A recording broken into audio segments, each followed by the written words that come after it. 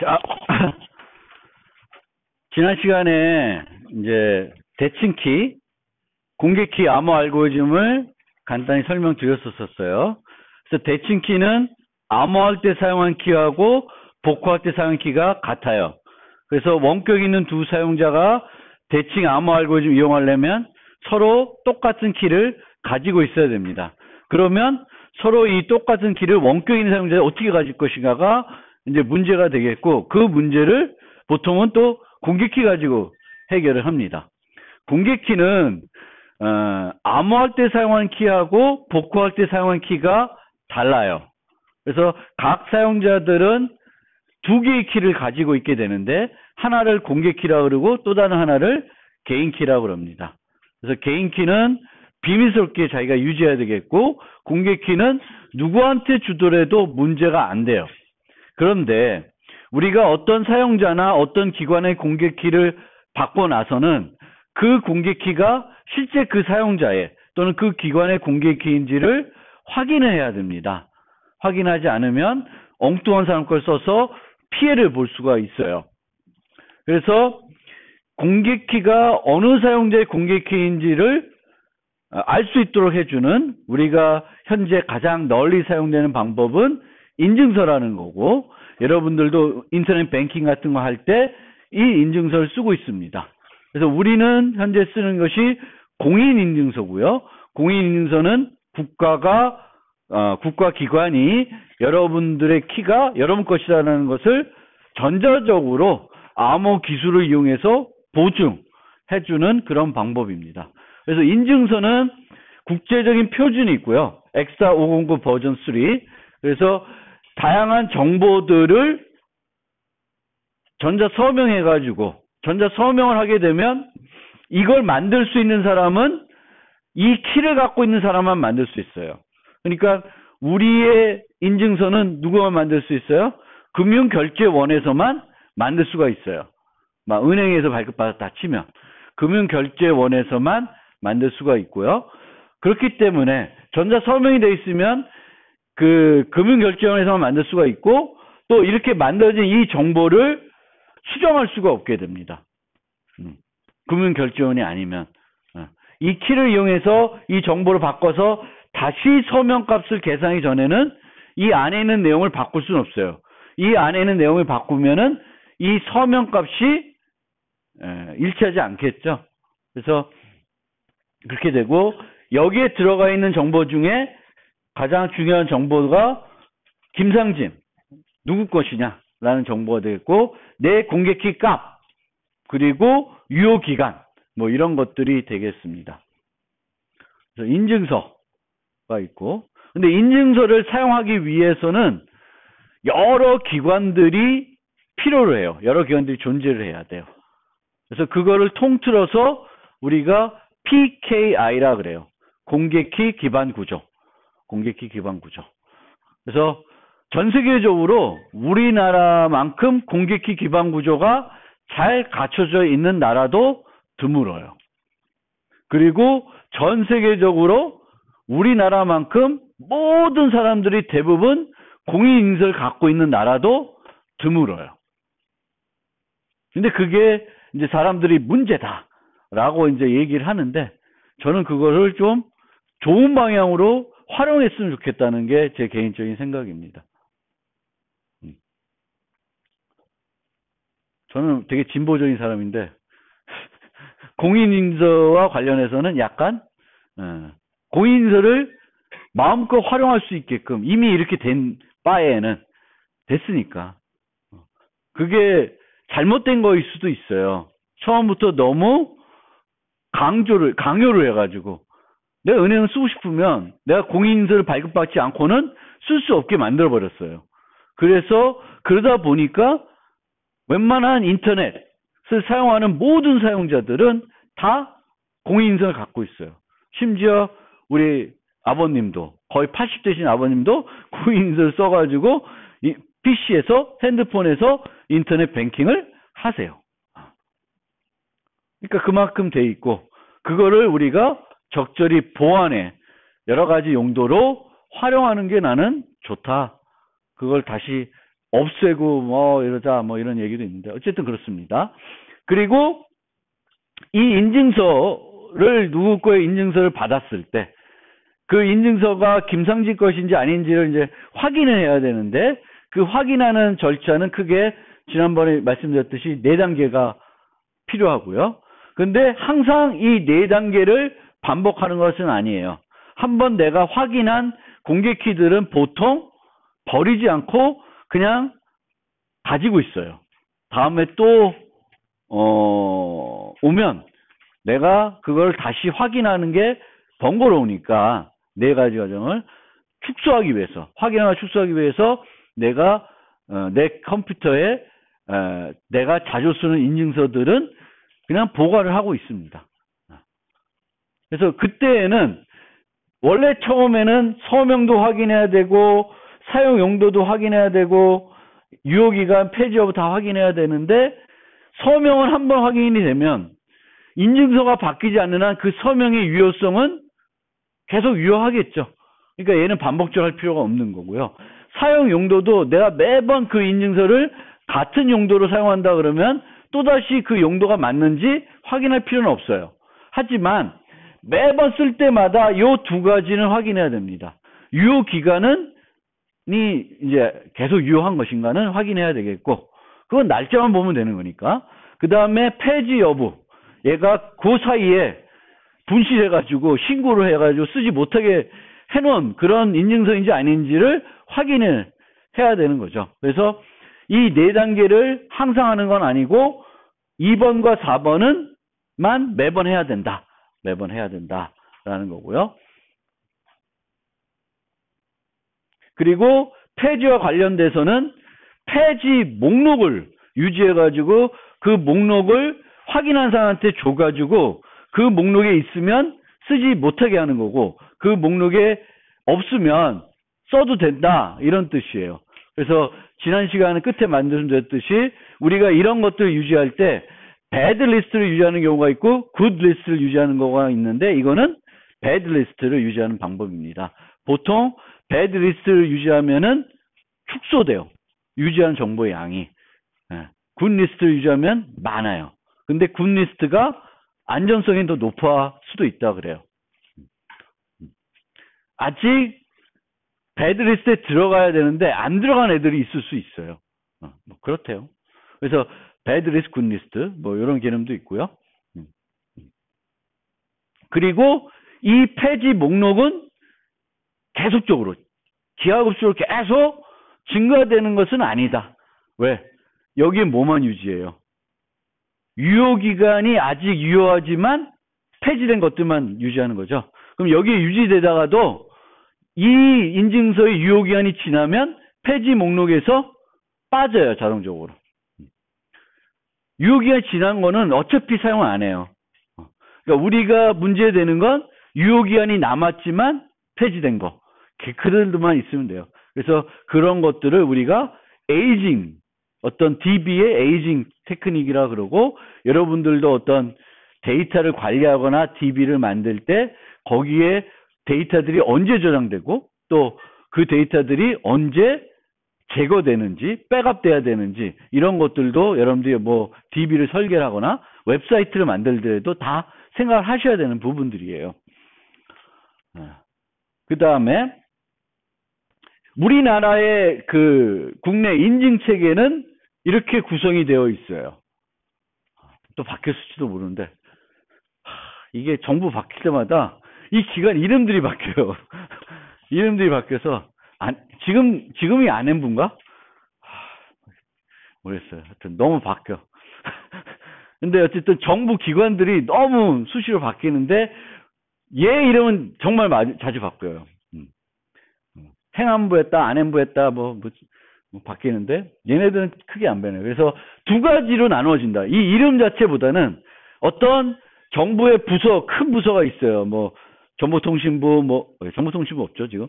그런 부서가 하나 있고 그 밑에 안으로 한쪽에는 민간글과 관련되어 있는 것들을 전체적으로 관리하는 데가 있고 국가 내부적으로 군대랑 정부에서만 쓰이는 그런 용도로 쓰이는 데가 있습니다. 그래서 우리는 이제 주로 여기 걸 쓰겠죠. 여기 걸 쓰겠고, 이 최상위 인증기관 밑에도 한 5개의 인증기관이 있습니다. 그 중에 여러분들이 어떤 서비스를 출발점으로 인증서를 발급받느냐에 따라서 발급받는 인증기관이 조금 달라지게 됩니다. 주로 인터넷 뱅킹 할 때 발급되는 것이 금융결제원이고요. 증권 거래할 때는 코스콤에서 발행이 돼요. 그리고 우리가 인증서를 발급받을 때 범용인증서라는 것은 한 가지, 우리가 보통 그 발급받을 때, 인터넷 뱅킹할 때 발급받을 때 범용인증서라고 하는 것은 이 은행에서만 쓸 수 있는 게 아니라 다양하게 쓸 수 있는 것을 말하고요. 범용이 아니다라는 것은 그 용도로만 쓸 수 있게 해주는 거예요. 그래서 보통 현재는 그 범용인 애들을 발급받을 때는 돈을 요구합니다. 연 사용료를, 그 발급 비용을 요구하는데, 만약에 내가 은행용만 쓰겠다, 그럼 공짜로 줘요. 증권거래소 와서 난 증권하는 데만 쓰겠다 그러면 그것도 공짜로 만들어줘요.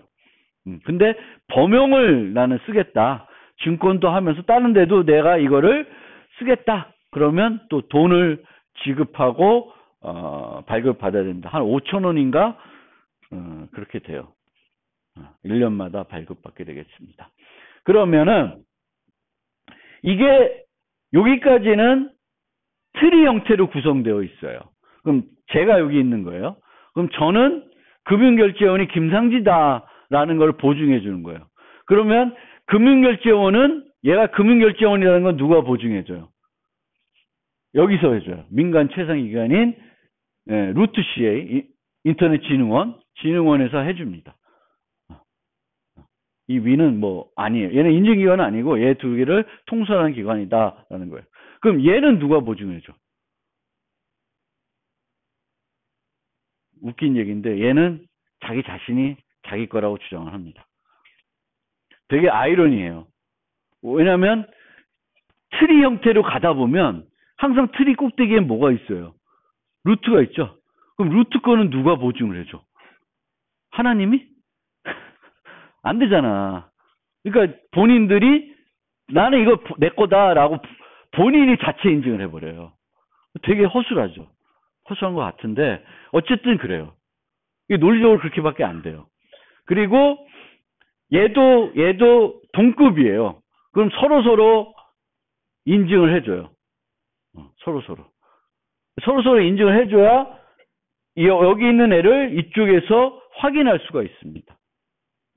미국에 있는 인증을 확인하려면 또 이렇게 동등하게 이 기관의 키가 그게 맞다라고 해주고 또 이 기관도 이 기관의 키가 맞다고 해주는 거예요. 근데 그걸 확인하려면 또 그 위 걸 확인하는데 그 위 거는 믿기가 어려워. 왜? 자기 자신이 한 거니까. 나도 만들 수 있어 그렇게. 민간 최상위 인증기관의 인증키인 것처럼 만들 수 있는데 아무도 안 쓰겠지만 만들 수는 있어요. 왜? 그건 자체적으로 만드는 거니까. 그래서 약간 요 과정에서 보면 조금 어색한 측면이 있어요. 보안적으로.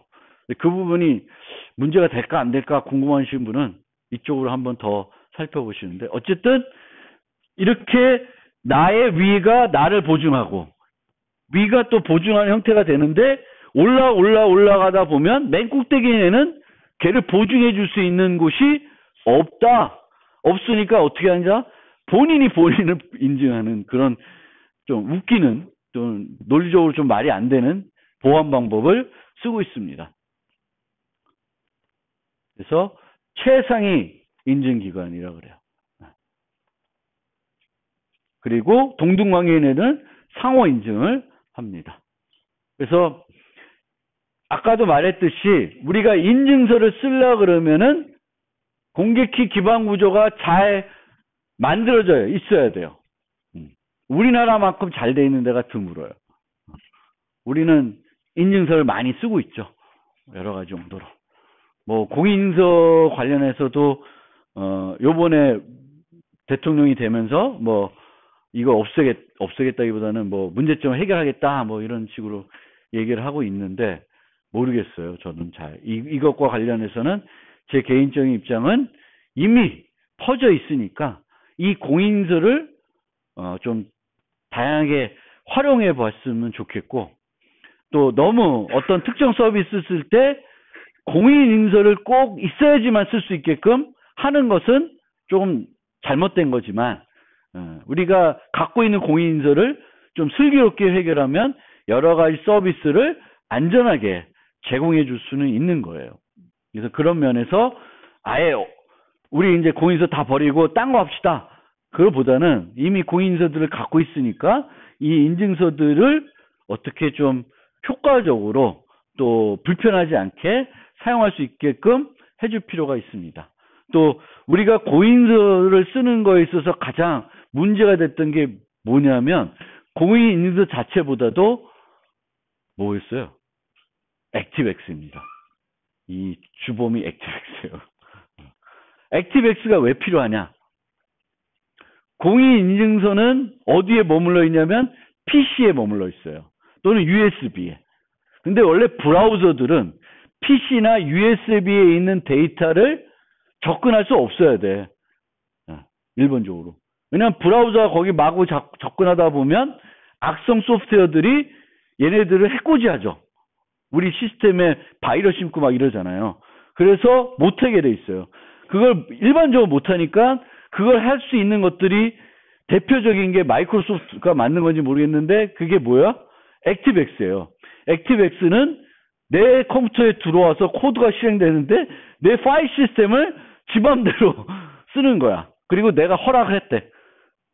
내가 허락을 했지. 회귀했는데 허락 안 하면 또 못 쓰니까. 쇼핑하고 싶은데 허락해야지 어떻게. 허락을 했어요. 근데 그게 나쁜 거예요. 액티브엑스가. 그래서 액티브엑스를 버리고, 그러니까 주로는 액티브엑스를 없애야 돼. 액티브엑스를 없애고, 액티브엑스는 아니지만 뭔가 딴 거 가지고도 인증서를 브라우저를 통해서 쓸 수 있게끔 해주는. 그래서 요즘은 또 그런 것들이 나오기는 하는데 그렇습니다. 그래서 보통의 PKI에서 필요로 하는 요소, 기본적으로 중요한 기관이 가입자, 등록기관, 인증기관입니다. 이 세 가지예요. 그래서 인증기관은 이 가입자의 공개키가 그 사용자라는 것을 보증을 해주는데, 얘는 보증을 할 때 그런데 그러면 그 사람이 김상진이 맞냐? 라는 그런 거는 얘가 할 수가 없는 일이에요. 누군가는 알려줘야 돼. 김상진이 맞다. 라는 거를 어떤 신원을 뭔가를 알려줘야 되는데 그걸 해주는 게 등록기관이에요. 그러니까 등록기관은 여러분들의 신원 정보를 가지고 있는 데요. 신원을 확인해 줄 수 있는. 그래서 은행 예제에서는 누가 등록기관 역할을 하냐면 은행이에요. 왜? 여러분들이 계좌를 개설하려면 어디 가야 돼? 은행에 꼭 가야 돼, 한 번은. 그리고 은행에 가서 자기 신원을 밝힙니다. 신분증 다 보여주고 발급을 받아요. 그러면 그 과정에서 이 통장은 김상진 거다라는 게 이제 증명이 되는 거예요. 그리고 이 통장과 연관이 된 인증서는 김상진 거가 되는 거죠. 그래서 등록기관이 항상 있게 마련해요. 그래서 한 번은 오프라인을 통해서 어딘가에 가서 여러분들이 신원을 밝혔어야지만 이 인증기관이 얘를 믿고 여러분들한테 발급해 주는 거예요. 근데 주로 우리는 은행 같은 데서 인증서를 발급받고 있고, 은행이 등록기관 역할을 해주는 거예요. 등록기관은 신원을 확인해 주는 사람들입니다. 그리고 검증기관은 보통의 인증서의 확인은 가입자가 직접 해야 되는데, 사용자들이 직접 해야 되는데, 요즘은 그게 번거로우니까 서버를 둬서 그냥 서버한테 물어보는 거예요. 내 인증서 요거 받았는데 얘 써도 돼? 그럼 얘가 내 대신 뭘 해줘요? 다 확인을 해주는 거예요. 그런 게 검증기관이고, 그리고 원래 최초의 PKI 모델에서는 공개 디렉토리라는 개념이 있었어요. 공개 디렉토리. 근데 우리나라는 이걸 안 쓰고 있고요. 써도 좋을 것 같은데 안 쓰고 있어요. 공개 디렉토리라는 건 뭐냐면, 공개 키는 누구한테 줘도 문제가 안 되잖아요.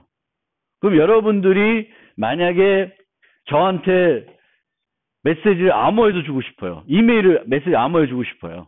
그러면 여러분들이 필요로 한 게 나의 공개키예요.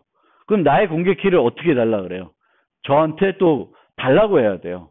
근데 원래는 인증기관이 발급하면서 나한테만 주는 게 아니라 전화번호부처럼 공개 디렉토리에다가 발급된 모든 인증서를 올려놓는 거예요.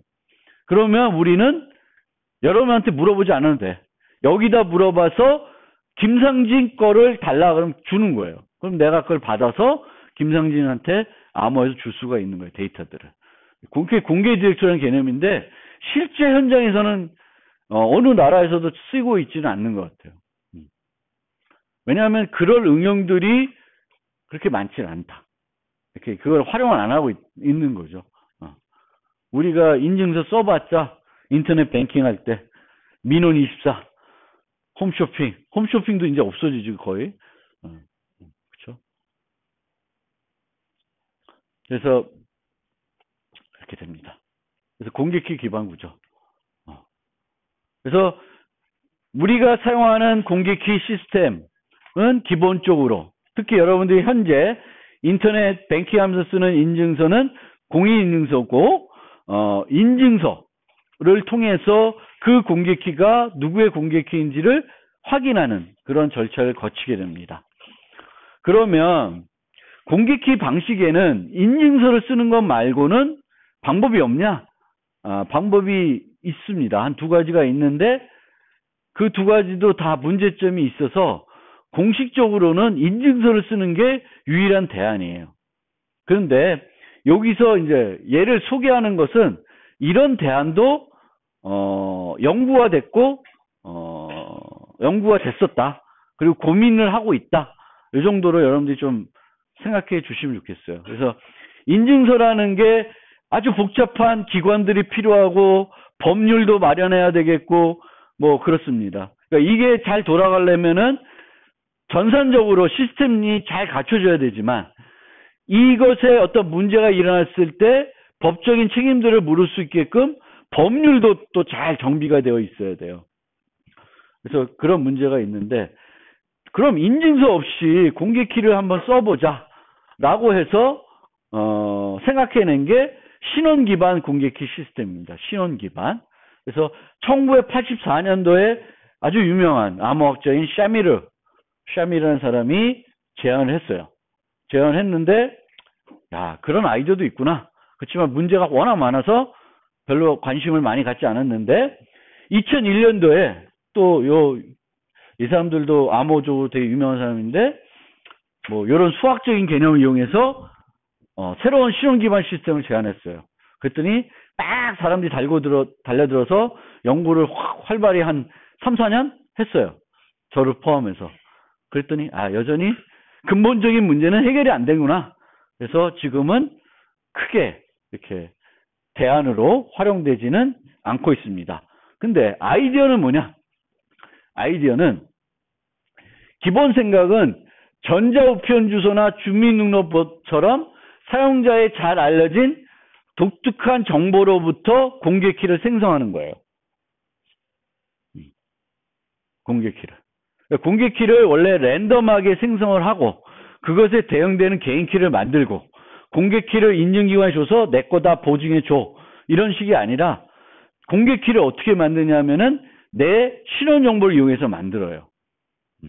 그러면 여러분들도 내 신원정보를 이용해가지고 나의 공개키를 만들 수 있게 됩니다. 그럼 무슨 문제가 있을까? 개인키는 어떻게 만들까? 그 전 시스템에서는 공개키를 만들고 나서 그 대응된 개인키를 그 사람이 만들 수가 있어요. 아니 거꾸로지만 개인키를 만들고 공개키를 만들겠다. 이렇게 만들 수 있지만 이 시스템에서는 공개키는 누구든지 만들 수가 있어요. 그러면 그것에 대응되는 개인키도 누구든지 만들 수 있다. 그럼 그거는 시스템으로서 아무런 가치가 없죠.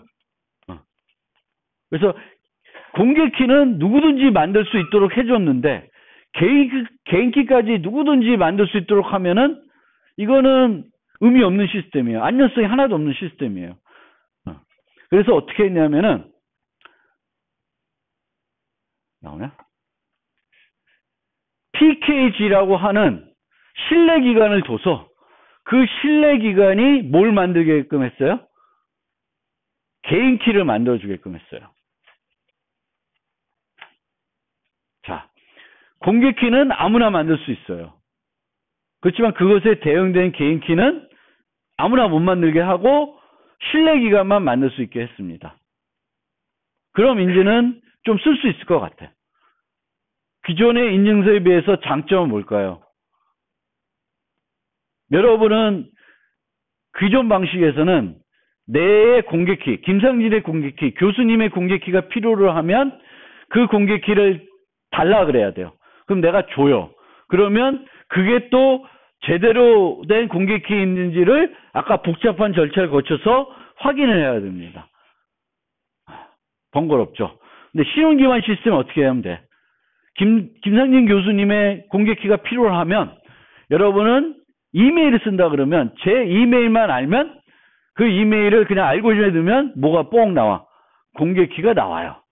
그럼 그 공개키를 갖고 메시지 아무나 주면 누구만 풀 수 있어요? 저만 풀 수 있습니다. 근데 저만 풀기 위해서는 제가 뭘 갖고 있어야 돼요? 개인키를 갖고 있어야 되죠. 개인키를 누가 발급한다 그랬어요? 신뢰기관이. 그럼 신뢰기관은 누구한테만 발급해줘야 돼요? 저한테만 발급해줘야 되지. 다른 사람까지 발급해주면 이거 난리 나는 거예요. 그 다음에 예전 방식에서는 인증기관도 개인키를 가지고 있다, 안 가지고 있다. 인증서 방식에서 개인키를 안 가지고 있어요. 줄 수도 있는데 보통 안 줘. 뭐만 줘? 공개키만 줘요. 개인키는 내가 숨기고 있는 거야. 그러면은 인증기관도 김상진 행세를 할 수 있어요, 없어요? 할 수 없습니다. 근데 이 방식에서는 PKG는 뭘 갖고 있어요? 저의 개인키를 갖고 있죠. 그럼 뭘 할 수 있어? 내 행세를 할 수 있네? 에이씨. 그 신뢰기관이 엄청난 권한을 갖게 되는 거예요. 편리한 점은 있어요. 그 점이 뭐예요? 인증서를 확인하고 뭐 이런 절차는 필요 없어졌어. 그냥 상대방의 신원 정보만 알면 공개키를 쉽게 만들 수 있고 신뢰기관을 신뢰하면 그거에 대응된 개인키는 누가 갖고 있다? 그 사람만 갖고 있다고 전제를 하는 거예요. 근데 여기에는 맹점이 하나 있죠. 신뢰기관은 다 알아. 그럼 신뢰기관이 안다. 그럼 그 문제는 어떻게 해결할까? 권한이 집중됐어요. 그럼 권한을 분산하면 돼요. 신뢰기관 하나 두는 게 아니라 10개 두자. 그래서 그 10개 중에 5개가 어그리해야지 그 키를 다시 만들 수 있다. 뭐 이런 식으로 해서 이 문제는 그래도 말로는 효율성은 모르겠어요. 그 실제 실용적으로 쓸지 몰라도 그래도 그 문제는 그런 권한 분산을 통해서 어느 정도 해결할 수 있겠다라는 이 기분은 가질 수는 있어요. 그런데 거기까지 이 정도면은 아마 지금 썼을 거예요. 신용 기반을 인증서 대신에. 근데 또 다른 문제가 있어요.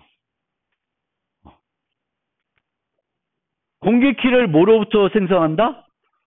신원 정보로부터 생성을 한다 그랬어요. 자, 그러면 키는 우리가 하나의 키를 아주 오랫동안 쓰면 좋을까요? 나쁠까요? 나빠요. 키는 번거롭지만 자주 바꿔주는 게 좋습니다. 그래서 유효기간이 있는 거예요.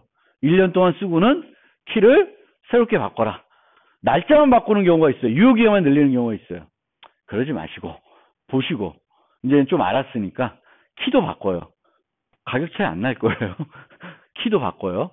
유효기간만 늘리지 말고 키도 바꾸세요. 키도 바꾸는 게 좋아요.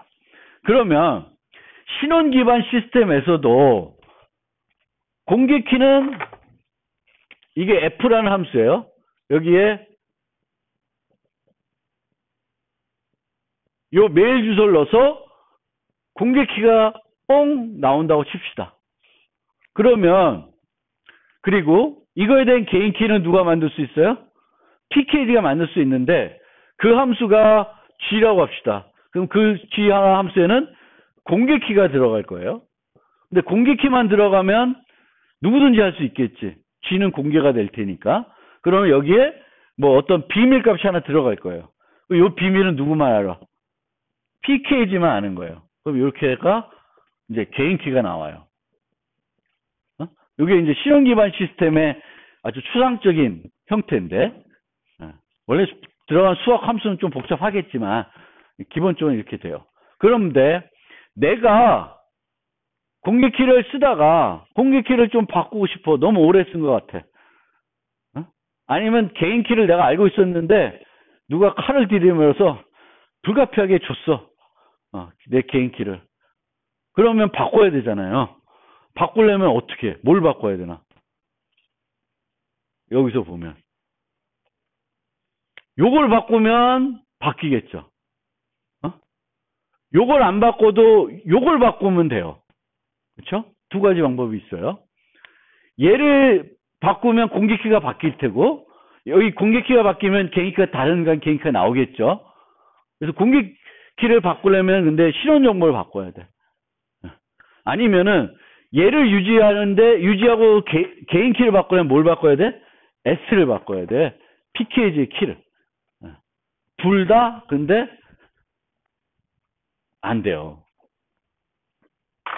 좀 거시기한 측면들이 있어요. 둘 다. 왜? 얘는 바꾸고 싶지가 않아 별로. 키를 바꾸려고 내 메일 주소를 바꿔야 되면 힘들죠. 물론 나 메일 주소 바꿀 수 있어도 여러분들이 잘 아는 나의 메일 주소는 학교 메일 주소면 학교 메일 주소를 계속 쓰고 싶잖아. 바꾸기가 싫은 정보예요. 싫은 정보.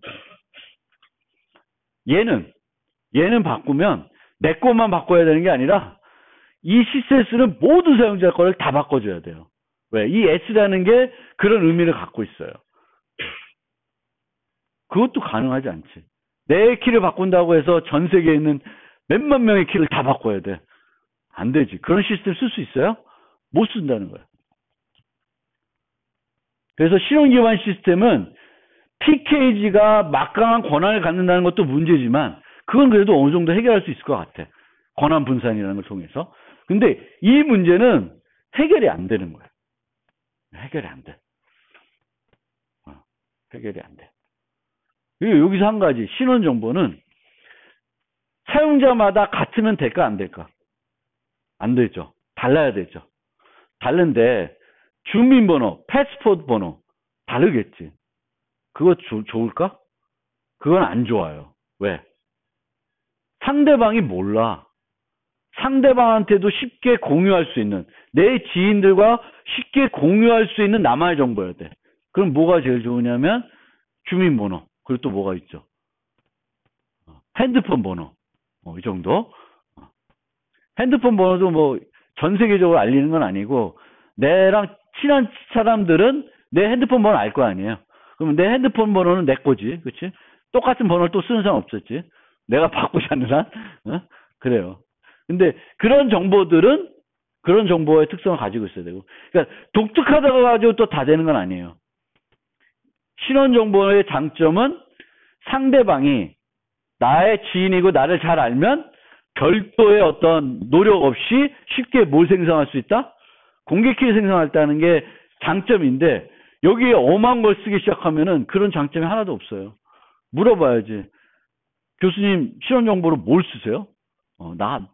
그냥 내 군번을 가르쳐줘 그러면 짜증나지. 여러분 내 군번을 외우고 다니려기 싫잖아. 나도 못 외우는데 이제. 근데 남자들은 군번을 외우더라고요. 신기해. 저는 군번 까먹었어.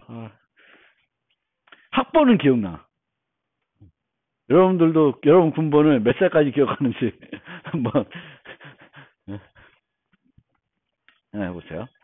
그래서 그렇고 이게 이제 문제인데 그럼 사람이 이런 문제를 만나면 뭘 해보려고 그럴까? 한번 다른 해결책이 없을까 한번 고민을 해볼 거 아니에요. 그래서 나온 고민의 해결책 중에 하나가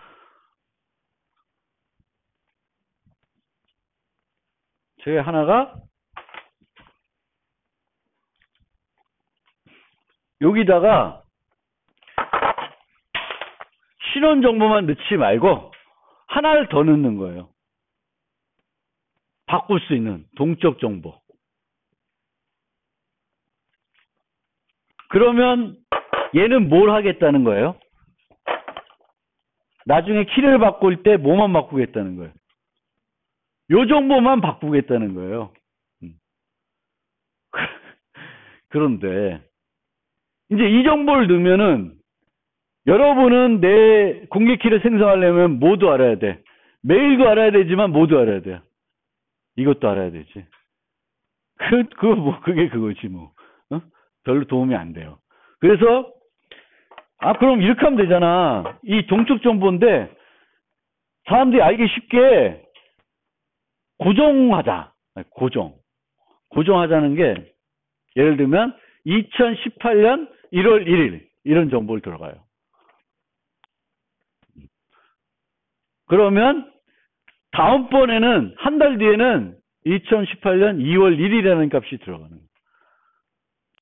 그러면 내가 1월 1일에서 2월 1일 사이에 문제가 생겼어. 그러면 못 바꿔요. 그런데 이렇게 되면 여러분들 입장에서 이제 계산할 수 있죠.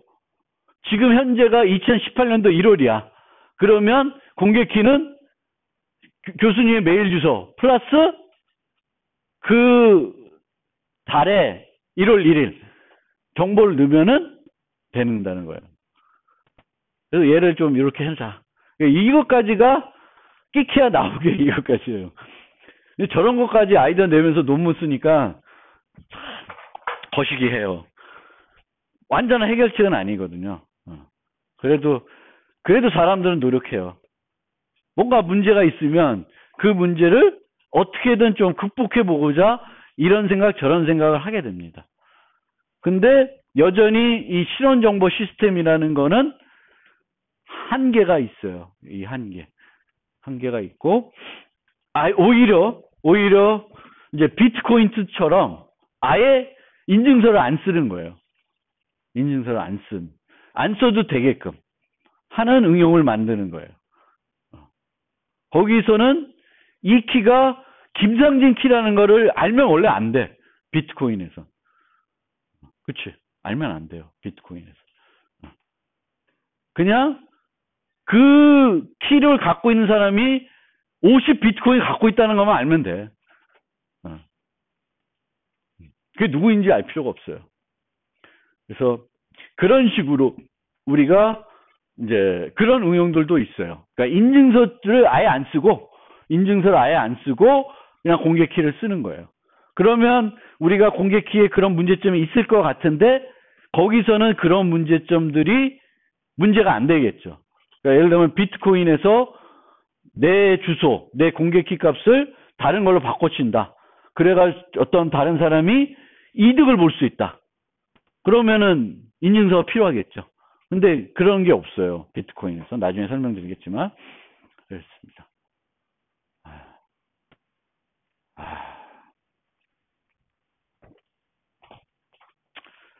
오늘은